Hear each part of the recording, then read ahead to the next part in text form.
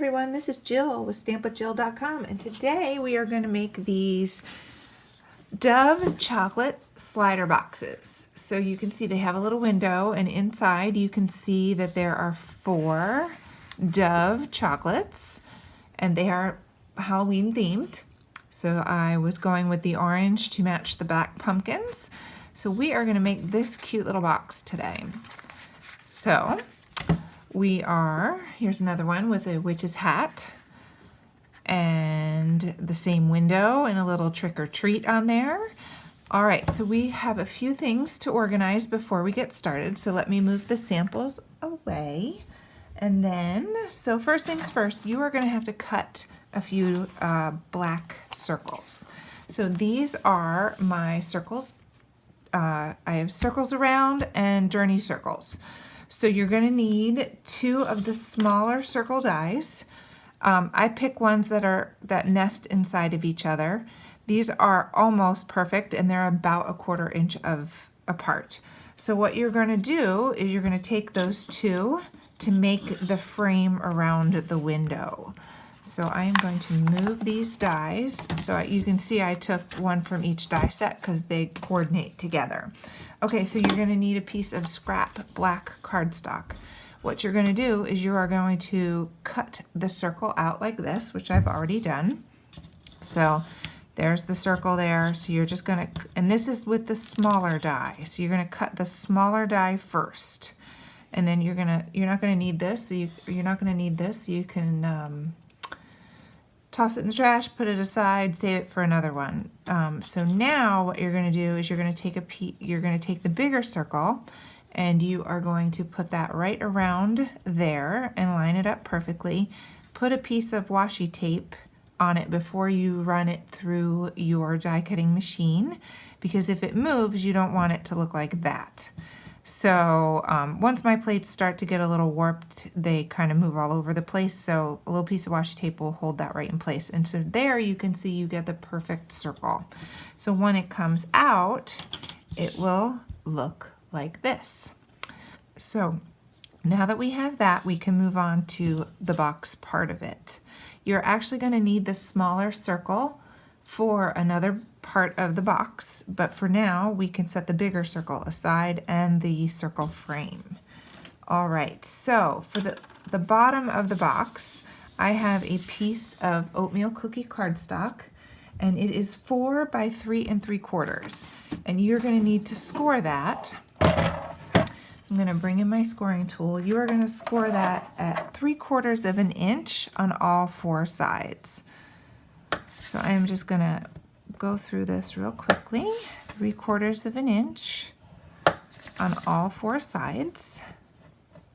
All right, so there you have that. So we can put the scoring board away for a few minutes. And what you're going to do is you're going to want to crease and fold on all the score lines. And this is going to make the base of your slider. All right, so then you take your scissors and you are just going to snip on these short score lines here and here. And then when you fold them up like this, you are going to glue them together. So for this part of the box, you are definitely going to want to use some strong adhesive. So I have my Journey Craft glue here. You can use tear tape or score tape or whatever heavy duty tape that you have, but a tape runner is just not going to be strong enough. So then I'm just putting a little dot of glue on here and pinching it a little bit so it stays. So that's going to take a couple seconds to dry, but then I'm going to do it again on this side, and I'm just putting a little smear of glue on each one, and then you're just going to fold it up and pinch it, and there you have the bottom of your box. So I have 4 of these Dove chocolates. I prefer the Dove dark chocolate, but these are milk chocolate. So the box is not a perfect square. So if you can see, these candies are a little bit longer, so you're going to want to put them in the box with the long side. they fit the best. I made the box to fit those 4 going in the same direction. Okay, so the bottom part of the box with the candy is done. Now, if you wanted to, you could measure the bottom of the box and line it with pretty paper to match. I'm not going to do that today for today's tutorial, but we're going to move on to the next step. All right, so this spiderweb paper is from the paper pack called Through the Years, and it has 2 sheets of Halloween paper in there, and I really liked these orange spider webs because they matched the orange in the candy. Okay, so we are going to have to score this, so I'm going to bring my scoring plate back in, my scoreboard back in, and I'm going to make sure that that's in the screen. And this is 2 5/8 by 6 3/4. And we are going to score it with the long side at the top. I'm going to move a few things here. You're going to score it at 1/2 inch. You are going to score it at 2 7/8, which is just under 3. 3 5/8, which is just over 3 1/2. And then at 6. Okay, so there you have that. So you can fold on all the score lines. Let me move this out of the way. We are now done scoring. So you're going to fold on all these score lines here. And then you'll kind of really be able to see. So this is going to be a wrap, but you still have to die cut the window. So what you're going to do is you are going to take this, and it doesn't matter which side you pick. Pick one side, center it on here, hold it down with some washi tape, and run it through your die cutting machine.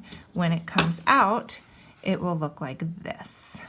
So I actually have it on this window, but either side, it doesn't matter which side you pick, but you just want to pick one of these top or bottom sides, top or bottom, not the sides. Okay, so now that we have the window die cut, I didn't fold on the score lines for this one, so I'll do that real quick. All right, if you line these up assembly line, you can actually make quite a few at one time. So I found the best way to do this is to kind of wrap it around the box, but I also cut a Clearview sheet, and it's going to be hard to see this in the camera, but this is 2 1/2 by 2 1/4, and it's cut to fit right on the inside, and it kind of gives your cover a little bit of stability. So for this, you can use your tape runner. It doesn't really matter which one. My tape is stuck today. Again, I have to fix that. Okay, so here, because it's not a shaker, you can just put a little tape all the way around to hold your window so it doesn't fall off. If it were a shaker, you'd need like a whole lot more tape. But this should hold the window in place. So you're just going to make sure that you have it lined up in between the score lines, and then you glue it down. You can also use your craft glue. If you don't want the white tape to show, you can use your craft glue and it'll dry clear. Honestly, I don't think anybody's even going to look on the inside. Okay, to see, because it's going to be glued closed. All right, so I put this around the box. I pick that tab here. I pick the tab here to go over top. So I am not a perfectionist about the seam. If you want the seam to be perfect, then you have to die cut your window on the other side. For me, that's not that big of a deal. You can always just tuck it in too. All right, so I like the stability of the box to kind of make the wrap, so I'm going to just put a little glue there, and I am going to glue that like that and hold it while it dries for a second, because then you can, instead of just like pinching paper, you can push it against the box. Okay, so hopefully I'm still in the frame of the camera. All right, so now that that's done, we can take that off. And remember, it's the smaller one for the window. So we need to make a little handle. If you look at this guy, it has a little bit of a handle. I have a piece of gingham ribbon here, and you're just gonna wrap it around your finger is about all that you need. You don't need a whole lot to make the little pull tab, but it's super easy. You just fold it over like that, And then I actually like to put a little bit of tape in there because tape or a glue dot. Where's my glue dots? Here's my glue dots. Okay, so just to hold it down, the tape didn't quite stick, but the glue dot will. Sorry, I went out of screen there. So I put a little glue dot in the middle.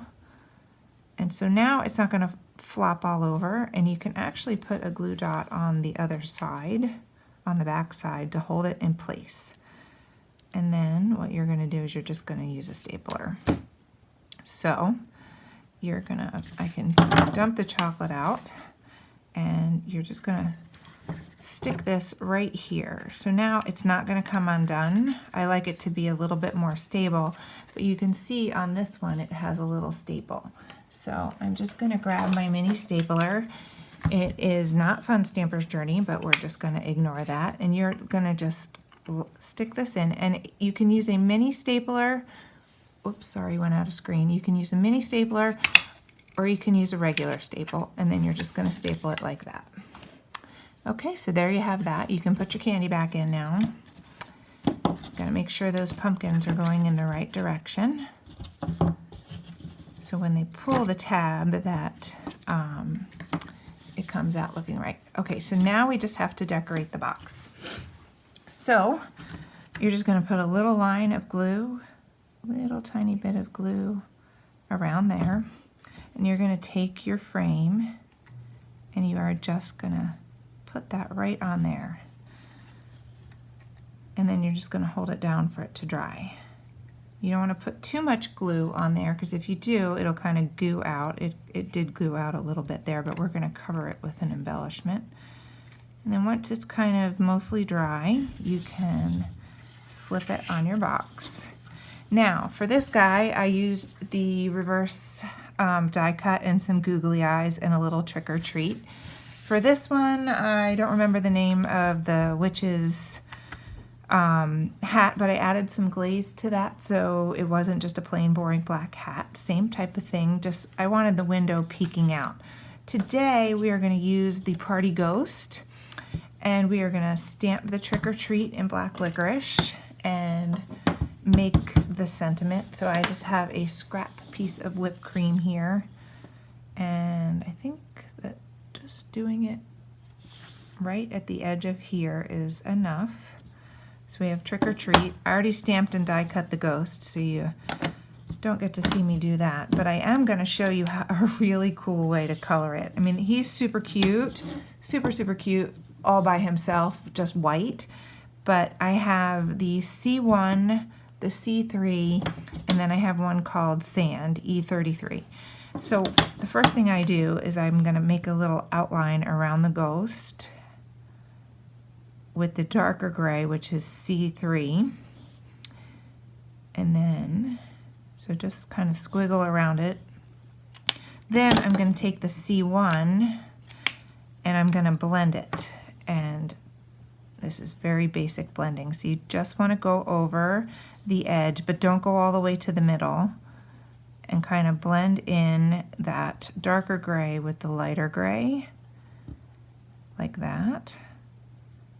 So you can't see the line, but you want to keep the middle kind of whitish, so it looks like he's kind of glowing. Now I forgot to do his little hand, so I'm going to go back in and add a little bit of color on his hands, just like that. So I brought the sand marker because you would do the exact same thing with this little guy. He's got the broom, so same thing. I'm just going to do another one. So you're going to go all the way around the outside of the ghost with the darker gray. Then you're going to take the lighter gray and you're just going to blend it a little bit all the way around, so he kind of has white in the middle. And then you just color his broom to have, I used sand here for, I keep opening the wrong end of my marker, but I just kind of quickly add a little color to the broom. No fancy shading on this, it's kind of little, but the ghost kind of really glows when you do that. All right, so then we're gonna hand trim the trick or treat because it's kind of tiny. I mean, I could probably get my paper trimmer out, but I like to just sometimes wing it. All right, so there we go. And then you're just going to flag the ends of these. And flag the end of this. And then you can put both ghosts on the box. All right, so I'm just going to use a little bit of liquid glue on this right here. I like it on the bottom. And then we're going to use a little bit of foam squares for the ghost. So you can put this guy on here. You can actually put both of them on there too. They look kind of cute, but I think I'm just going to go with this one here. So I'm going to grab my foam squares. They're kind of out of the frame of the camera, but you've seen me use them before. And so then you just kind of glue that down with your foam square so he's popped up. I mean, we could put 2 on there, but then you kind of block out too much of the window. So this takes a little second to dry. Okay, so there you have it. Aren't they super, super cute? So these are my Dove chocolate window slider boxes. Thanks for joining me today.